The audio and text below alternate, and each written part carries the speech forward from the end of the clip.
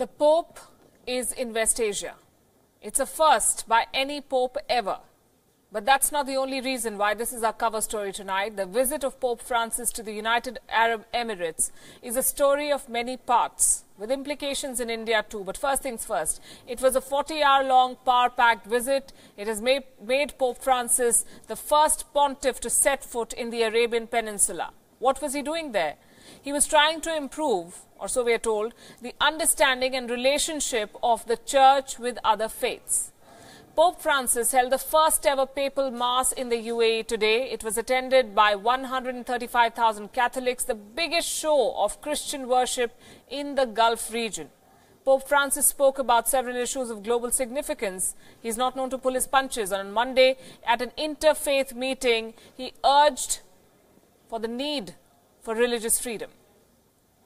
Il pluralismo e le diversità di religione, di colore, di sesso, di razza e di lingua sono una sapiente volontà divina con la quale Dio ha creato gli esseri umani. Questa sapienza divina è l'origine da cui deriva il diritto alla libertà di credo e alla libertà di essere diversi. He spoke about freedom and religion in a region that is not known for plurality. He also raised concerns about the war in Yemen and the situation in Iraq and Libya.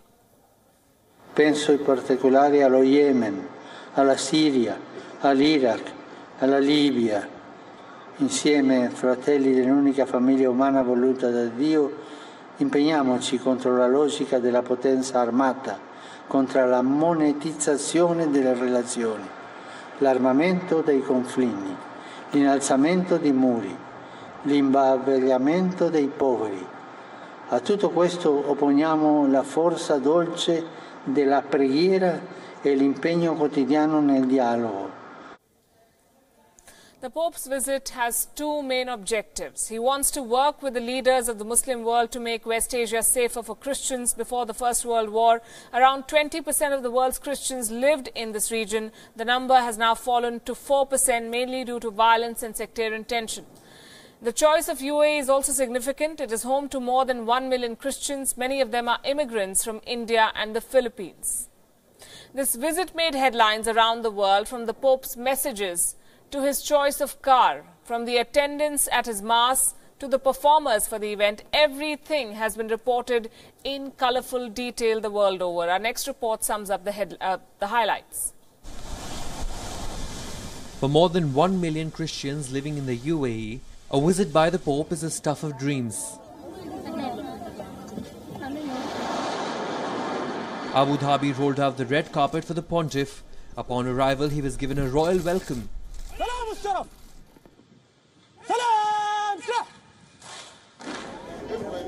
Souvenir shops had some special offerings for the occasion. Perhaps the most awaited event was the outdoor mass. This was the first papal mass on the Arabian Peninsula. More than 100,000 Catholics attended the mass that was organized inside a stadium. The Pope waved to his followers from his car. They cheered as he moved through the crowds.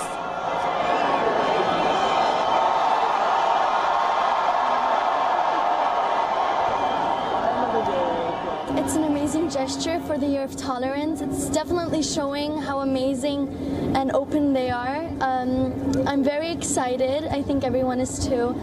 I think it's very nice. Everyone can be so open and free here. It feels like a whole different place. The organization was very good from the moment where we entered here, as well as from Sharjah. Actually, I'm from Sharjah. The transportation was excellent. The organization was perfect, including all the restrooms and all the food availabilities, seating arrangements, excellent, perfect.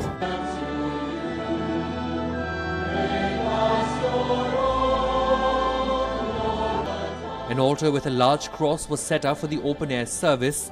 This visit was an opportunity for Pope Francis to reach out to the Muslim community. And so he did. In the name of the Father, and the Son, and the Holy Spirit. Peace with you. Brothers and sisters, let us acknowledge our sins and so prepare ourselves to celebrate the sacred mysteries. Filipino singer Sarah Geronimo also performed on the occasion. Life came a full circle for her, who had performed during the visit of Pope John Paul II to the Philippines as a 7-year-old. Bureau Report, Wion, World is One. The Pope's travels to foreign lands are now looked at with a magnifying glass. Unlike some of his predecessors, Pope Francis has spoken candidly on some major global issues. He doesn't shy away from weighing in on homosexuality. He has spoken about the dangers of climate change. He has waded into the politics of the Yemen war. He has raised awareness about fake news. Even Venezuela's President Maduro has appealed to the Pope to resolve the political impasse in his country. In short, he is not your typical Pope, restricting himself to matters of religion. He is a political man who unabashedly takes political positions and influences agenda. When Pope Francis travelled to Dublin in August last year, thousands of people had come out on the streets of the city. Protesters were raising their voice against the sexual abuse scandal surrounding the church.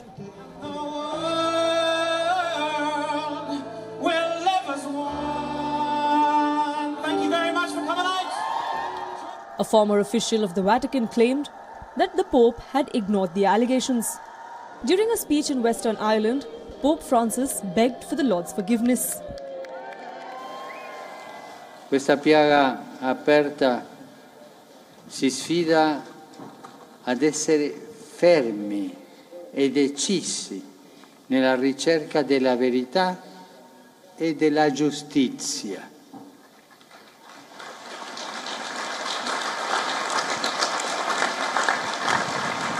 Imploro il perdono del Signore.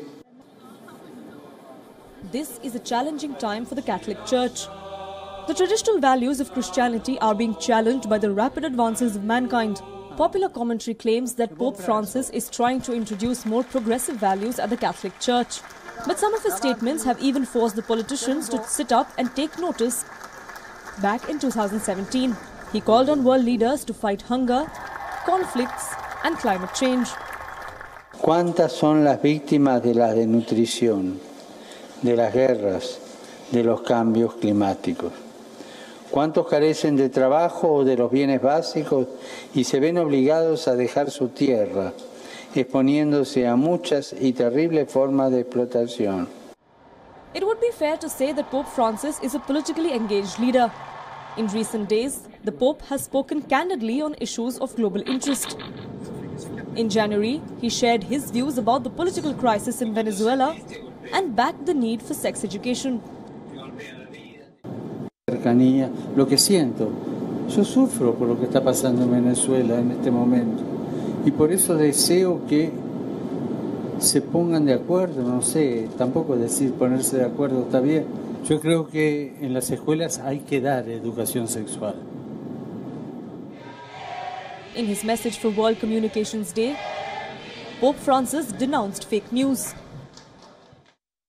In his message, he said, fake news is a sign of intolerant and hypersensitive attitudes and leads only to the spread of arrogance and hatred. That is the end result of untruth. Reforming the Catholic Church is a major challenge, but the Pope, through his statements and writings, is indeed leaving his influence on contemporary issues. Bureau Report, World is One.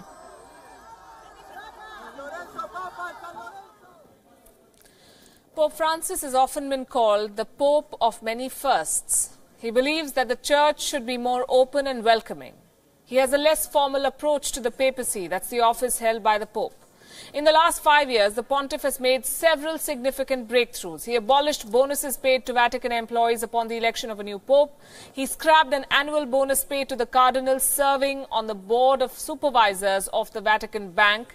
He signed a historic agreement between the Vatican and China. For the first time, the Pope recognized 7 bishops appointed by an entity other than the Church, in this case, the government of China. He is progressive. The pontiff has also travelled far and wide to spread Christianity. Doubts still remain over whether he'll be able to reform the Vatican, but there is little doubt about the fact that he's trying to redefine the role of the Pope. So we ask these questions tonight. Can the Pope do what political leaders have not been able to do in the past? Is the Pope just a religious head or a highly visible global celebrity and political influencer? He heads the Vatican, or the Holy See, which is treated as a separate country the world over. It has an embassy in India and diplomatic ties. So should the Pope then be treated as a head of state or a religious figurehead? It is clear that the Pope's political views influence people beyond his Catholic flock. Take India's example. The Church has political presence in this country as in any other country. It has even been accused of partisanship. And let me share some little-known facts with you before I go ahead with this. Catholic bishops and cardinals all over the world are appointed by the Pope. Those in India may be Indian citizens, but they're essentially acting as ambassadors of the Vatican in India. They do the Vatican's bidding. In the past few years, they've run into controversy by asking their followers to vote against the ruling NDA. Should this be seen as foreign meddling, considering they report to the Vatican? Does this cross the line between the Church and the state? It's worth mentioning that the Church has considerable soft power in India as well. According to the 2011 census, the Church owns or controls around 20,000 educational institutions. That's second only to the central government, the government of India. When religious institutions assume political power, when they enter in the domain of power politics, they step on tricky terrain. The critics of Pope Francis see him doing that, both in West Asia and in India and elsewhere in the world. 3 days after she went on an indefinite strike, West Bengal Chief Minister Mamata Banerjee has called it off. That doesn't mean that she's giving up. In fact, she's escalating it. She's taking the protest to the national capital next. Listen in. This dharna is a victory for the people, victory for the country, victory for the democracy, victory for the constitution. So let us finish it today, let us end it today, because already court gave a very positive judgment, and court gave judgment for the people, by the people, of the people. And so, you end it today, but next week, we will continue to take our program in Delhi. The West Bengal Chief Minister wants to make the most of what began as a face-off in her state. She has managed to galvanize the opposition right before a very important election. Her protest drew support from major political parties across India. Congress President Rahul Gandhi spoke to her. Delhi Chief Minister and Aam Aadmi Party Chief Arvind Kejriwal issued a statement in her support. Former Prime Minister and Janata Dal secular patriarch H.D. Devegowda tweeted backing her. Several leaders even landed in Kolkata to express solidarity. DMK leader Kanimori, Rashtriya Janata Dal leader Tejasvi Yadav and Andhra Pradesh Chief Minister N. Chandrababu Naidu all visited the protest site to meet Mamata Banerjee. The Telugu Desam party chief was with Mamata Banerjee when she called off the protest today. PM has said, always Team India. Team India, only one man India. Totally, if you see, it is very high-handedness. I am asking all of you, you stand by madam, you support us. Tomorrow elections, I am telling you, all 42 seats you have to give it to madam, then we will show to the NDA government what is cooperative federalism and also how to protect constitutional entities. So with all these leaders rallying behind her, the West Bengal Chief Minister is planning the second part of these protests. She has decided to organize a 3-day-long demonstration in New Delhi, starting the 12th of February. While details of the agitation have not been finalized, it is definitely an opportunity for the opposition to put up a united front. And Mamata Banerjee has her target well within her sight. আগামী কয়েকদিনের মধ্যেই দিল্লিতে আমাদের programme হবে এবং আমরা এটাকে ছাড়বো না ভারতবর্ষ যতক্ষণ পর্যন্ত মোদিজির হাত থেকে স্বাধীন না হবে আমাদের এই লড়াই চলবে মোদি হটাও দেশ বাঁচাও But what happens to the CBI versus police tussle in the state of West Bengal? India's top court has asked the Central Bureau of Investigation, the CBI, to not arrest the Bengal Police Commissioner. He's been asked to appear before the CBI at a neutral location. Interestingly, they've decided on Shillong. He's been directed to cooperate with the CBI. The agency had also filed a contempt of court petition against the Kolkata police. This petition will be heard on the 20th of this month. So no headway has been made in the Sharda case, the scam that robbed almost 20 lakh people of their life savings. There is no trace of almost 20,000 crore rupees that were lost in these chit fund scams. Politics has once again taken precedence over the concerns of the people. We're talking about public money that has been lost. India seems to be inching closer to getting fugitive businessman Vijay Mallya extradited. UK Home Minister Sajid Javid has signed the extradition order for Mr. Mallya 8 weeks after the case was sent to him for a decision. The news was first confirmed to Wion by the spokesperson of the UK Home Ministry. The decision has been hailed in India and is being seen as a huge diplomatic success for the Indian government, which has been fighting tooth and nail to expedite the extradition of the liquor baron. Indian Minister Arun Jaitley took to Twitter saying, and I'm quoting, "Modi government clears one more step to get Mallya extradited while opposition rallies around the Sharda scamsters." Remember, Vijay Mallya is mired in a series of legal battles following the collapse of his airline firm in 2013. Various Indian banks have said that he owes money to them, a sum of close to $1.4 billion. The government of India revoked his passport and has sought his extradition to face fraud charges. But Vijay Mallya has denied the allegations, and it seems that he is not going to bow down without a fight. Vijay Mallya has made it clear that he will make yet another attempt to delay his return to India. Taking to Twitter, he said that he would appeal against this decision. He wrote, and I'm quoting, "After the decision was handed down on the 10th of December 2018 by the Westminster Magistrates Court, I stated my intention to appeal. I could not initiate the appeal process before a decision by the Home Secretary. Now I will initiate the appeal process." He won't give up without a fight, he says. But Mr. Mallya's appeal will only be considered if the High Court grants him the permission. He has 14 days to file an appeal, and Indian authorities are hopeful of a favourable outcome in the days ahead, sooner rather than later. In fact, the Kingfisher owner has gone from being the king of good times, as he called himself, to India's poster boy of loan defaults. Here's a look at the flight and fall of Vijay Mallya. Whatever he did in style.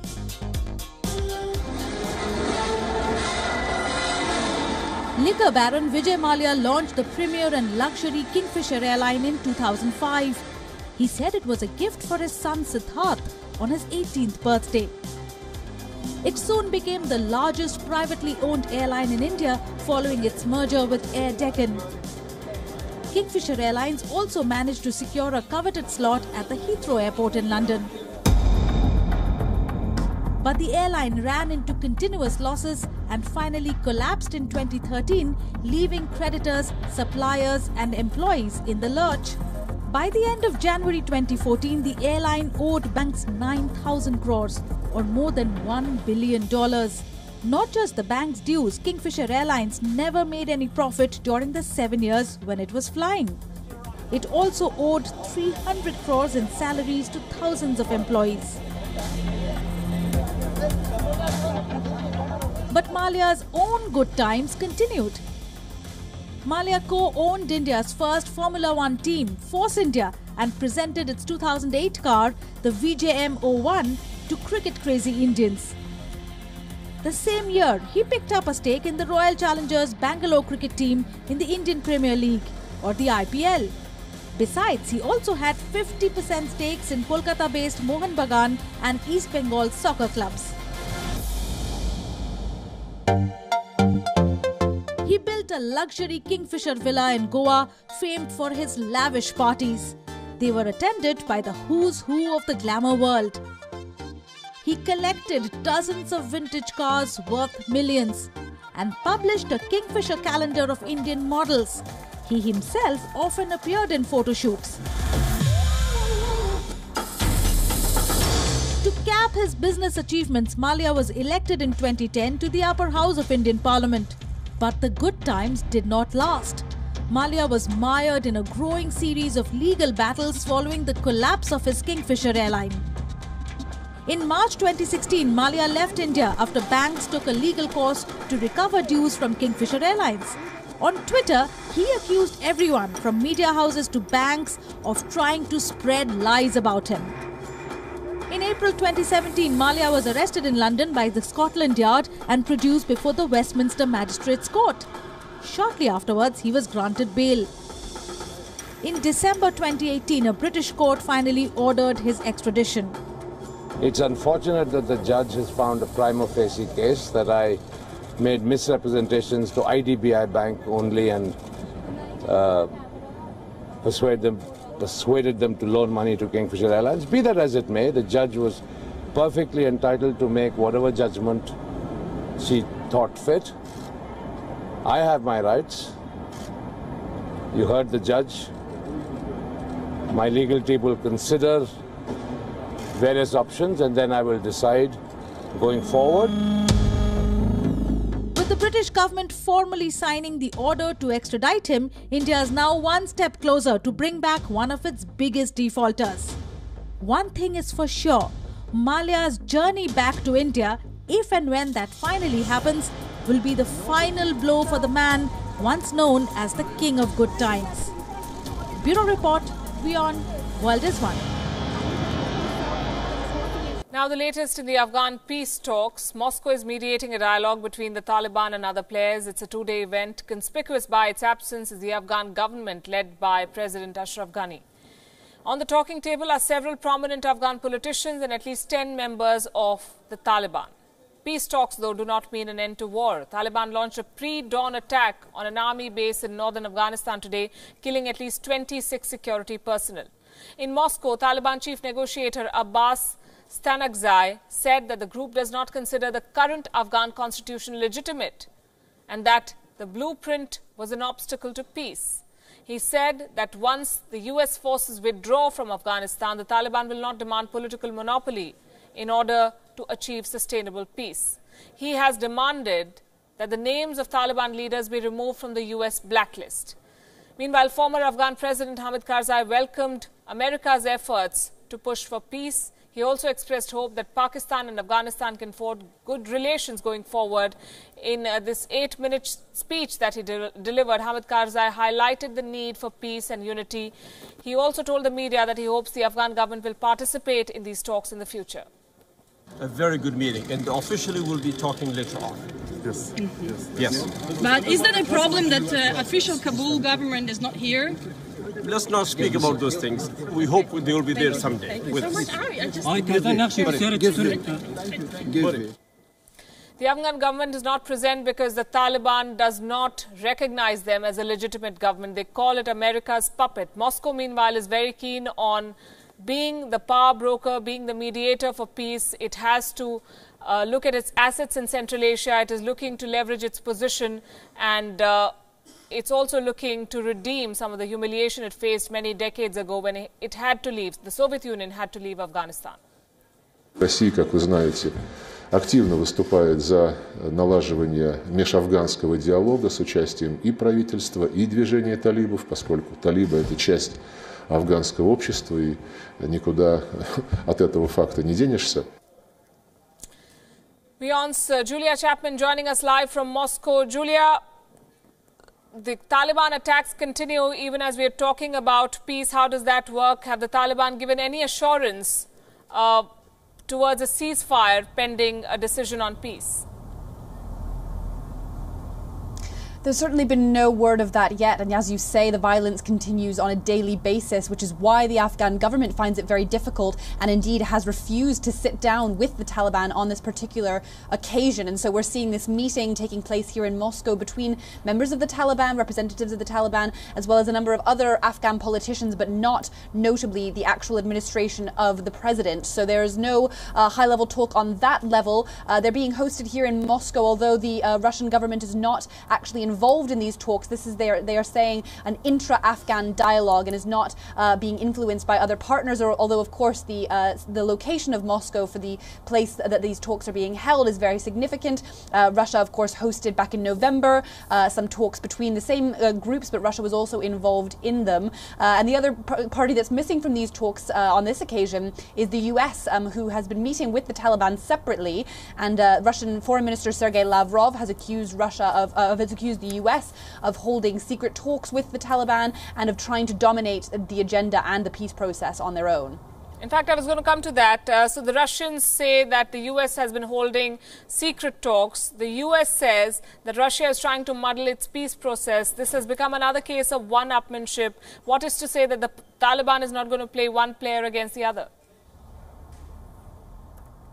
Well, that's a very good question, and that is certainly a concern. And indeed, in their absence, the Afghan government is very concerned that these high-level talks are being held without them. Although the US, of course, has helped support the Afghan government and does acknowledge that they are the legitimate government, they are still going ahead and holding talks separately with the Taliban. And then we're seeing the Taliban come here to Moscow and hold separate talks. So it's very difficult to know whether they can be trusted. In those talks in Qatar last month between the US and the Taliban, some sort of draft agreement was formed, but there have been some serious concerns from the Afghan government on that matter. There are concerns that the Taliban is demanding the dismantling of the Afghan army, and that is something that the Afghan government simply refuses to do because, of course, the Taliban says that the US, having helped the Afghan government form this army, form this military, that it should not be in play anymore. It should be dismantled completely and rebuilt from scratch. And that's something that the Afghan government simply refuses to do because they are very concerned about security in the country and indeed in the region because, as you say, there are attacks still going on a daily basis in Afghanistan. Julia Chapman, thanks very much. This is a two-day process. We'll keep track of what happens there in Moscow in the intra-Afghan peace dialogue, as they're calling it. The time, meanwhile, has come to save the Himalayas. The vast mountainous region is about to be doomed, say experts, and this is threatening millions of lives. Will countries meet the Paris Agreement and save the mighty Himalayas? And what happens if they don't? Take a look.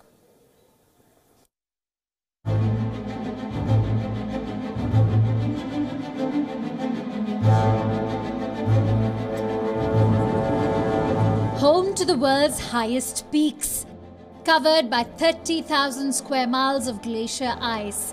The mighty Himalayas may not be as mighty as they were.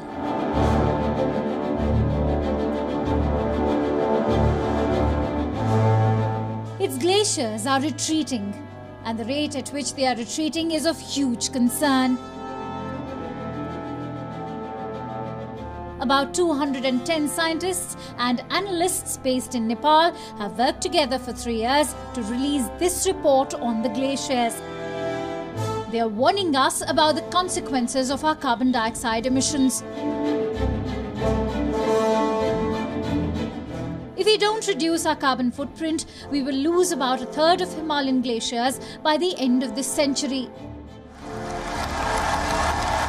The Paris Agreement's most ambitious role is to limit global warming to 1.5 degrees Celsius. But even this could lead to the disappearance of 36% of the ice caps in the region. The world's third pole is warming up faster than the global average.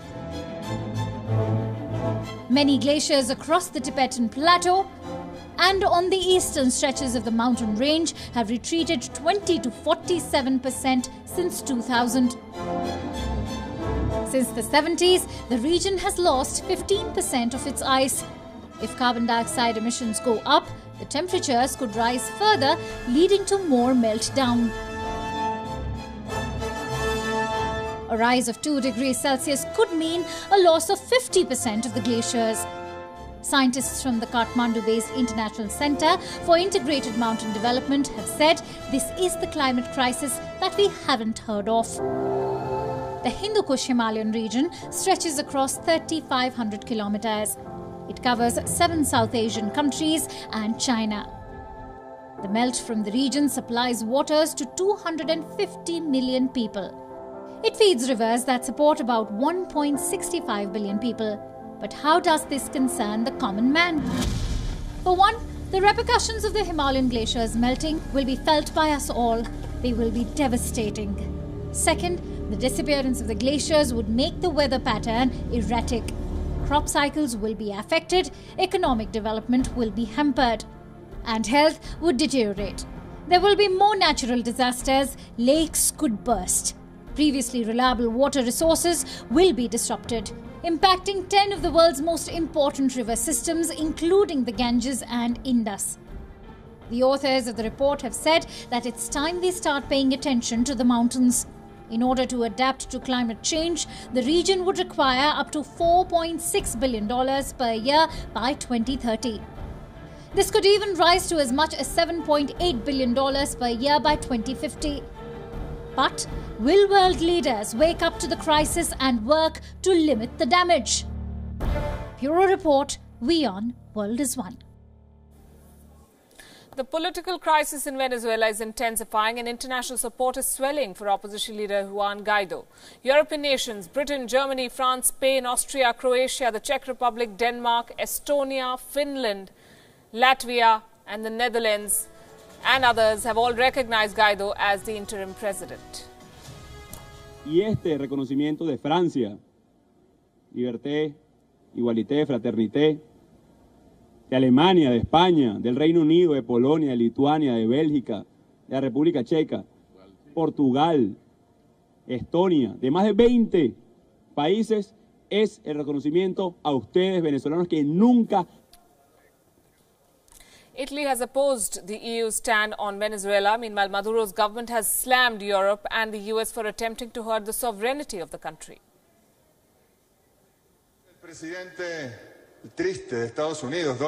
Yesterday, the sad president of the United States, Donald Trump, disgraceful, a product, let's say, of the factory of capitalism that generated this product, that is the expression, the embodiment of capitalism itself. Donald Trump is such a despot, a racist, a supremacist, a discriminator. He's arrogant, so grandiose that he does not care about others. What he is the expression of capitalism. Nicolas Maduro is under pressure. 11 of the 14 members of the Lima group in South America have come out in support of Guaido, the opposition leader, and sought fresh elections. Guaido wants to seize this opportunity and he's going all out against Maduro, accusing him of trying to move public funds to Uruguay. Están tratando de mover desde Bandes un dinero que estaba en una de las cuentas a Uruguay. Entonces, el llamado es a Uruguay en este caso, a que no se presten para que roben de parte del dinero. Podemos estar hablando entre 1.000 y 1.200 millones de dólares. Entonces, para trasladarlo a Bandes, Uruguay. Maduro continues to have the backing of the military. In fact, he has sought the intervention of Pope Francis to ensure that peace prevails in Venezuela. Yo le envié una carta al Papa Francisco. Espero que ya esté en camino o haya llegado a Roma, al Vaticano, diciéndole que yo estoy al servicio de la causa de Cristo. Yo soy cristiano, cristiano profundo de Cristo. Russia has urged Venezuela, the government and the opposition there, to resolve this issue through talks. Meanwhile, global crude oil prices have jumped due to America's crackdown on Venezuelan oil exports. But there is another entity, another player that remains hidden or not so much discussed. When we talk about the countries that have the most influence in South America, the US and Russia usually come to mind. For the US, influence is crucial due to regional proximity. Russia eyes the region due to its rich oil and mineral reserves. But China is increasingly becoming extremely relevant in the geopolitics of South America. It is China's business interests that have made the region crucial to Beijing, and for that same reason, China is also important for Latin America. $500 billion in trade with Latin American and Caribbean regions. $250 billion in direct investment. These are Xi Jinping's ambitious plans for South America. In addition to direct investment, China lends through its Exim Bank and China Development Bank. China has lent for access and influence in a region that's the backyard of the United States. Last month, China held its second regional meeting in Chile and announced plans to make more investments under its Belt and Road Initiative. In loans alone, China has extended $140 billion to the region over the last decade. With BRI expanding in the region, China will integrate with the region's trade. Now, why is this important for Beijing? One is oil, and another is influence in the United States, and most importantly, a market to sell Chinese goods. China needs to find markets for its excess production capacity. It needs the oil and raw materials to produce more at cheaper rates. A country like Venezuela or Brazil fits the bill. Since 2008 financial crisis, China carefully stepped up its investments, even as the US reduced its investments in South America. It is an outright battle for influence, and China has not blinked. Right now, China is the top trade partner for Brazil, Peru and Chile, and Xi Jinping has played his cards wisely. Through loans and investments, South American countries have been pulled by China into its orbit. It also has a forum called China CELAC, which excludes only the US and Canada in the region. But China's strategy has its own risks. Businesses in the region are notorious for failing, and many of these countries are in a debt trap. Stoking demand and gaining access by investment is a double-edged sword. The return on China's investments has been extremely erratic. Venezuela is a classic case. The country is struggling to pay its outstanding debt of nearly $20 billion. The country is in an economic and political crisis and on the brink of a governmental breakdown. China's strategy to invest and turn countries into pawns may backfire, but for now Beijing remains bullish. China's strong presence and aggressive push to expand trade in South America may boomerang, but it's there silently hedging its bets and tracking developments in the background. Even with the US, Russia, Spain and European Union taking sides on issues in various countries. But China has more to lose in South America, and hence it's treading warily. Bureau Report, Wion, World is One. The much-awaited Chinese Lunar New Year is finally here, and this is how the Year of the Pig is being celebrated across the world, especially in East Asia. It's that time of the year again, to welcome the Year of the Pig. More than 1 billion people across the world have begun celebrating. Chinese cities are sparkling. Buildings have been lit up with light shows and luminous decorations. The festive mood is palpable. And what better way to signal the festivities than with a grand show? The Spring Festival Gala is the longest running and most watched show in China. This year's performance featured 32 programs. Eye-catching dance and music dazzled the crowds. But it was the grand Kung Fu performance which stole the show.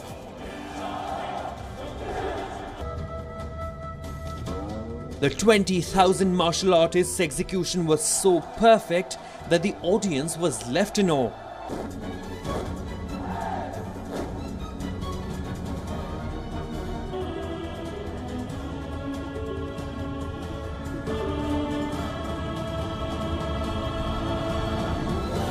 Some chose to usher the new year with prayers, hoping that the Year of the Pig blesses them with good health and fortune.